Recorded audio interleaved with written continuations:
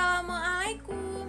Nah, teman-teman udah lihat dong ya video animasi di sebelah tadi, di mana di sana kita flashback kembali materi kita pada minggu lalu mengenai apa itu sistem pengendalian manajemen. Sistem pengendalian manajemen adalah suatu proses yang menjamin bahwa sumber-sumber diperoleh dan digunakan secara efektif dan efisien guna untuk mencapai tujuan organisasi. Dan juga kita udah mempelajari 4 elemen penting dalam sistem pengendalian manajemen. Ada detektor, asesor, efektor, dan communication network. Selanjutnya, Fezi akan menjelaskan mengenai biaya sistem pengendalian. Nah, di biaya sistem pengendalian ini terbagi dua teman-teman, ada biaya langsung dan biaya tidak langsung. Biaya langsung dalam sistem pengendalian manajemen yaitu mencakup seluruh biaya out of pocket. Nah, secara sederhana, biaya out of pocket ini adalah biaya yang dikorbankan dari dompet kita untuk mendapatkan suatu manfaat.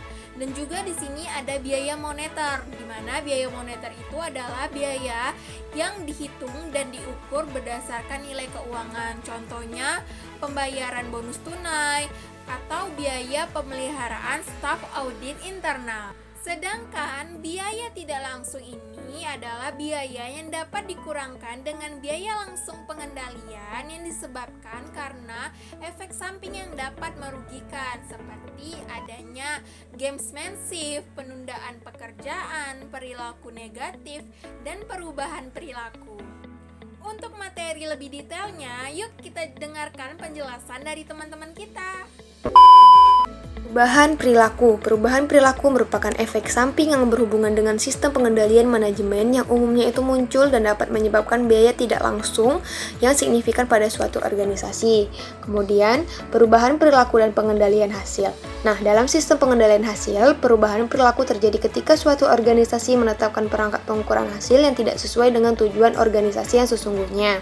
Contohnya itu, ketika perusahaan itu memberikan kuota penjualan bulanan kepada tenaga penjual mereka, tenaga penjual akan cenderung lebih mudah dalam penjualannya, yaitu penjualan yang paling menguntungkan atau penjualan dengan prioritas tinggi. Perubahan perilaku dan pengendalian tindakan. Perubahan perilaku juga dapat disertai pengendalian tindakan. Perubahan yang berhubungan dengan pengendalian tindakan terkadang merujuk sebagai man and inversion, yang berarti bahwa karyawan memerhatikan apa yang mereka lakukan, tetapi mengabaikan apa yang akan mereka capai. Contohnya seperti manajer yang belanja modalnya terbatas, diketahui berinvestasi pada sejumlah proyek kecil, masing-masing dalam batasan kekuasaan mereka. Selanjutnya, perubahan perilaku dan pengendalian personal atau kultural.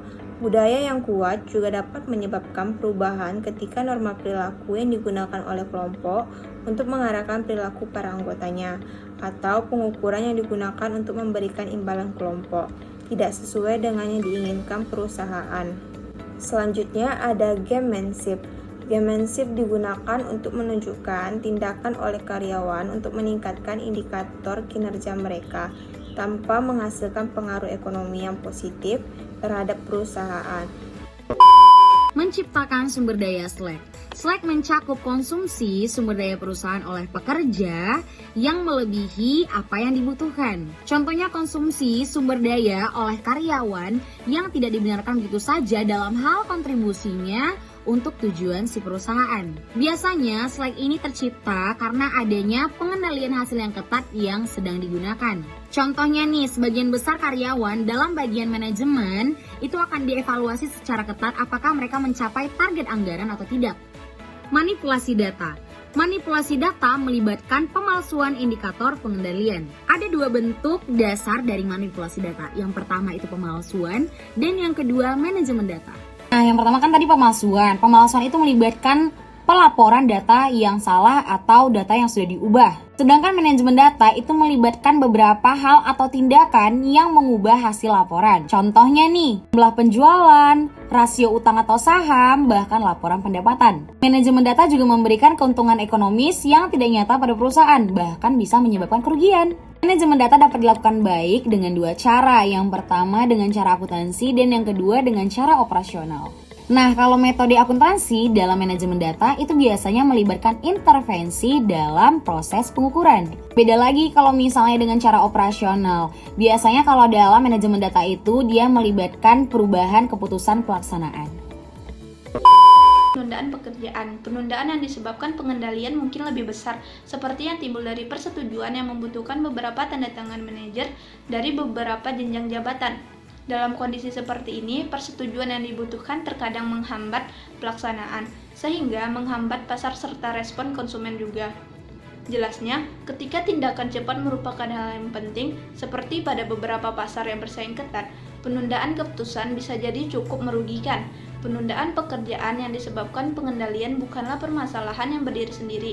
Penundaan tersebut dapat menyebabkan reaksi manajerial yang mungkin merugikan, seperti game playing atau reaksi yang merusak perilaku yang harus diperiksa oleh pengendalian. Selanjutnya, perilaku negatif. Ketika serangkaian pengendalian yang digunakan, pengendalian tersebut terkadang menyebabkan efek negatif terhadap perilaku, termasuk ketegangan pekerjaan, konflik, frustasi, dan perlawanan. Perilaku negatif mungkin disebabkan oleh banyak faktor seperti kondisi ekonomi, struktur organisasi, dan proses administrasi, baik secara terpisah maupun gabungan dari faktor-faktor tersebut. Selain itu, tipe karyawan yang berbeda akan terpengaruh oleh faktor-faktor tersebut secara berbeda pula. Selanjutnya, perilaku negatif yang ditimbulkan pengendalian hasil. Pengendalian hasil dapat menciptakan perilaku negatif disebabkan karena kurangnya komitmen pegawai untuk mencapai target yang didefinisikan dalam sistem pengendalian manajemen. Tidak komitnya ini seringkali disebabkan target yang terlalu sulit dicapai, tidak berarti, tidak terkendali, tidak bijaksana, ilegal, ataupun tidak etis.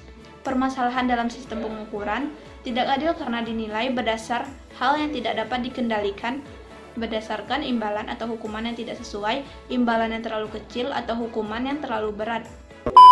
Perilaku negatif yang ditimbulkan dari pengendalian tindakan. Sebagian besar orang, khususnya para tenaga profesional, bereaksi negatif terhadap penggunaan pengendalian tindakan.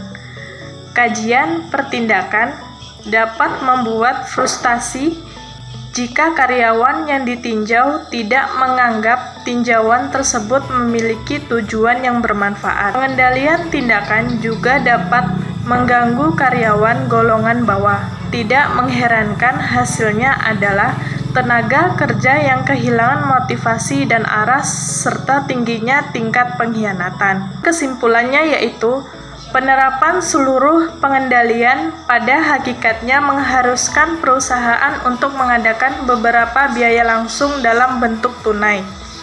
Namun, terkadang biaya langsung diperkecil oleh biaya tidak langsung yang disebabkan oleh sejumlah efek samping yang merugikan.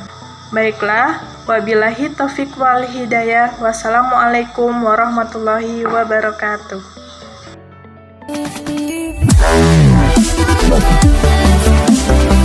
Wow.